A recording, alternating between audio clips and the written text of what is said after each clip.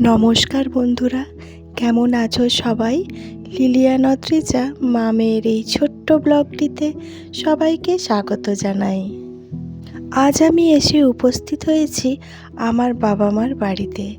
প্রত্যেক বছর মাঘী পূর্ণিমাতে ধর্মরাজের রাস উৎসব অনুষ্ঠিত হয়, তাই সকাল সকাল আমাদের বাড়িতে বসে গেছে ঠাকুরের ভোগ রান্না। যে কোনো বিশেষ পুজোতে ভোগরাগ আমাদের বাড়িতে হয়েই থাকে।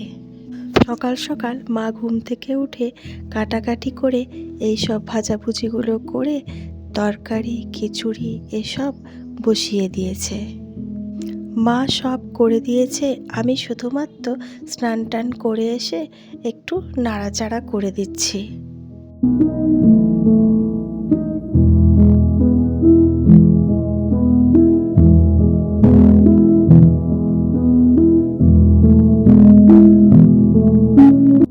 এই মন্দিরটি বহু পুরাতন মন্দির। এখানেই আমাদের কুলদেবতার অধিষ্ঠান। বাবা ধর্মরাজকে এই মন্দিরেই রাখা হয়েছে। তোমরা দেখতেই পাচ্ছ, এখন সমস্ত দেবদেবী সহ ধর্মরাজকে স্নান করানো হচ্ছে। স্নান করিয়ে ঠাকুরকে নিজ সিংহাসনে বসিয়ে তারপর সমস্ত পূজা অনুষ্ঠিত হবে। এই মন্দিরে রাধাকৃষ্ণের অষ্টধাতুর মূর্তি আছে, সাথে আছে বিষ্ণু, শিলা আর মহামায়ার ঘট।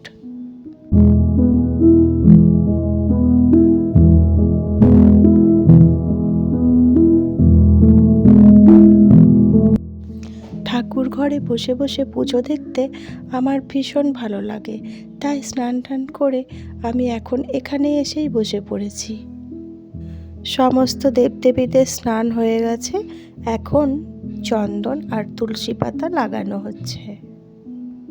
এখন চলছে নিত্য পুজো, আর রাসের পুজোটা হবে সন্ধেবেলায়। পরপর 3 দিন ধরে এই উৎসব অনুষ্ঠিত হয়। প্রত্যেকেরই 3 বছর পর পর পালি পড়ে।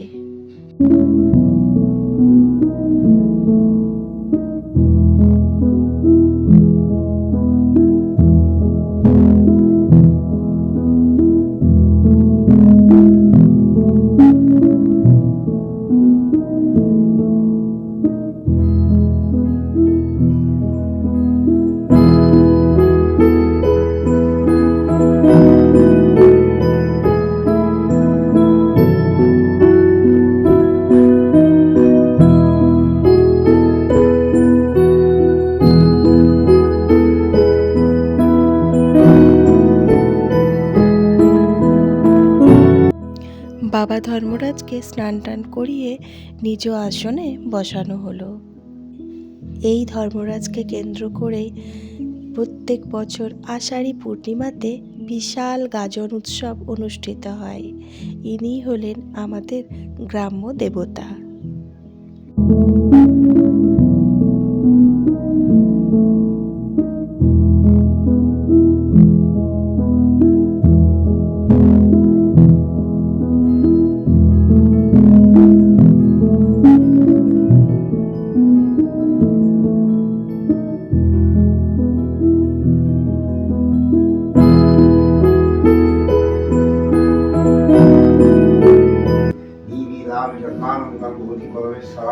ओम महादेव महात्मान महादेव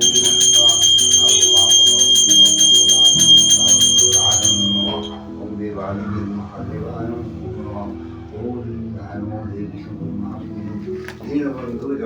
পুজো শেষ হতেই মা এদিকে থালায় ভোগ সাজিয়ে রাখছে। এগুলো আমি এক এক করে মন্দিরে পৌঁছে দেব।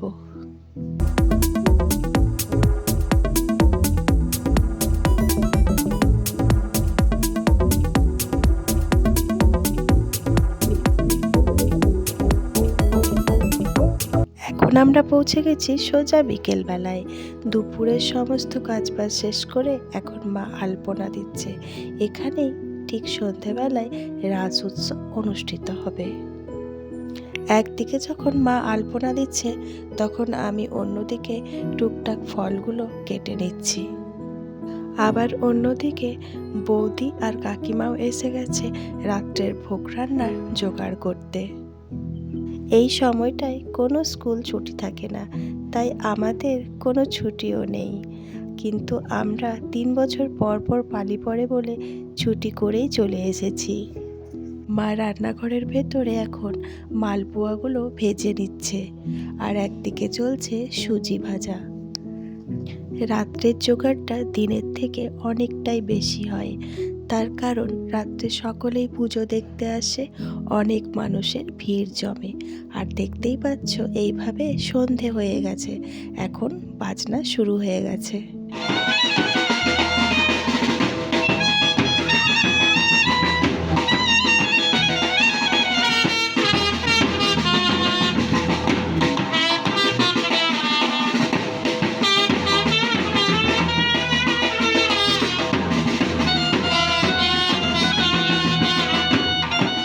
এইভাবেই সন্ধে নামতে নামতেই ঠাকুরকে বার করা হয়ে গেছে।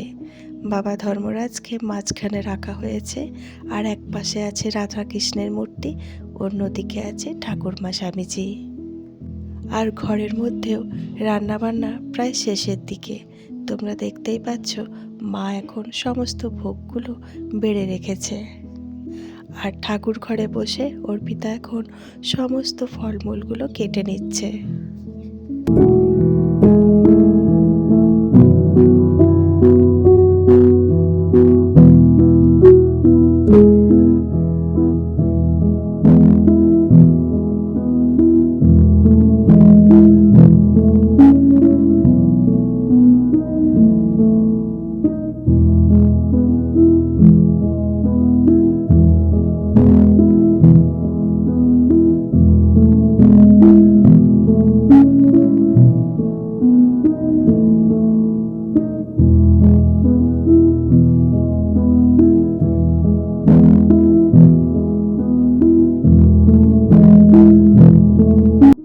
ঠাকুরের সামনে সমস্ত ভোগ সাজানো হয়ে গেছে, এরপর শুরু হচ্ছে পুজো। তা করতেই অনেক মানুষ, অনেক ভক্তরা এসে উপস্থিত হয়েছে।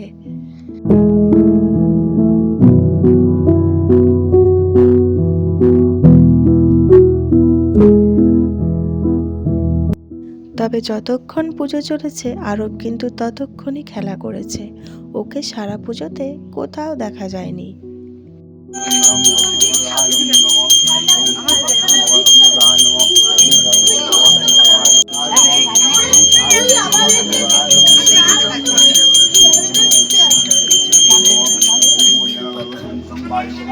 সিঁদুরের বাটিটা পড়ে যাবে না?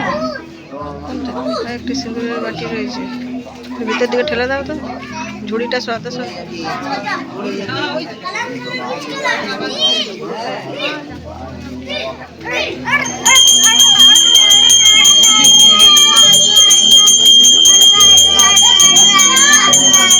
পুজো শেষ হওয়ার পর হয় সংকল্প, তাই এখন চলছে যারা যারা পুজো দিয়েছেন তারা বাড়ির নামে ঠাকুরের কাছে সংকল্প করিয়ে নিচ্ছে। এই পুজো আবার 3 বছর পর আমরা দেখতে পাবো।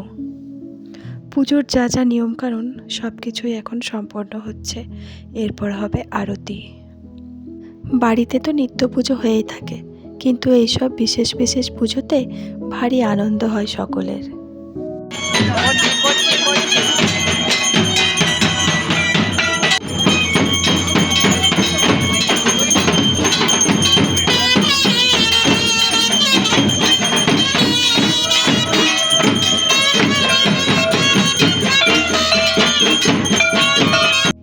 আরতির সময় যে যে উপকরণগুলো লাগে তার মধ্যে ধূপটা আমি এখন জ্বালিয়ে দিচ্ছি। একটা বড় ধূপ দিচ্ছি যেটা দিয়ে ঠাকুরের আরতি করা হবে। যথারীতি পুজো শেষ হয়ে যাওয়ার পর ঠাকুরকে মন্দিরের ভেতর ঢুকিয়ে দেওয়া হবে।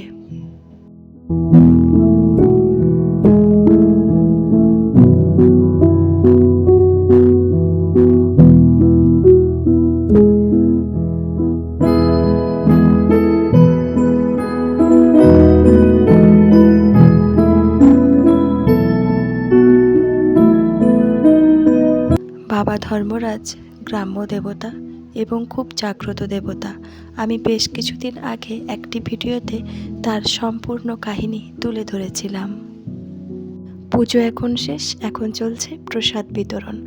সমস্ত বাচ্চাদের থেকে আরম্ভ করে বড়দের সব হাতে হাতে প্রসাদ দিয়ে দেওয়া হচ্ছে। বহু মানুষের সমাগম ঘটেছিল পুজোতে, এক এক করে সকলেই বিদায় দিচ্ছে।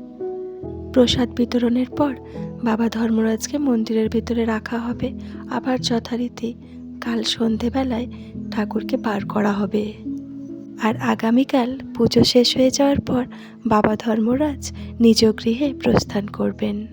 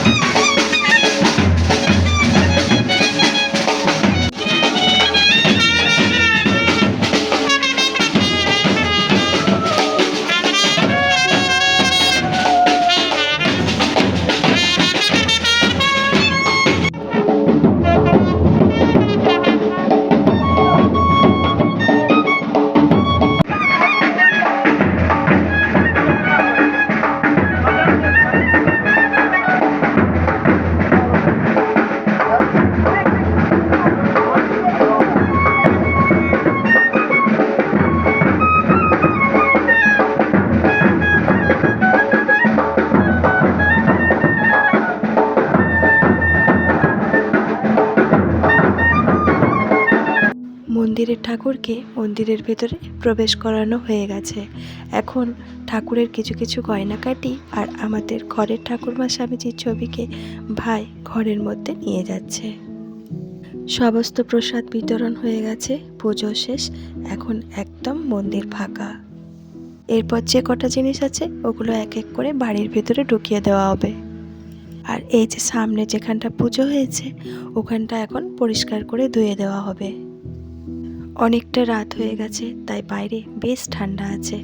বাবাও দাঁড়িয়ে আছে। সমস্ত কিছু ঢোকানো হয়ে গেলে আমরা সকলেই বাড়িতে ঢুকে পড়ব। ঠাকুর ভোগ হয়েছে বলে সন্ধেবেলায় আমাদের বাড়ির ঠাকুরকেও সুন্দর করে সাজিয়ে ভোগ দেওয়া হয়েছে। এখানে বাবাই পুজো করেছে। আর এখনও বেশ ঠান্ডা আছে বলে ভোলে বাবাকে সোয়েটার টুপি পরিয়ে রাখা হয়েছে। ঘরের পুজোটা হয়ে যাওয়ার পরে বাইরের পুজো শুরু হয়েছে।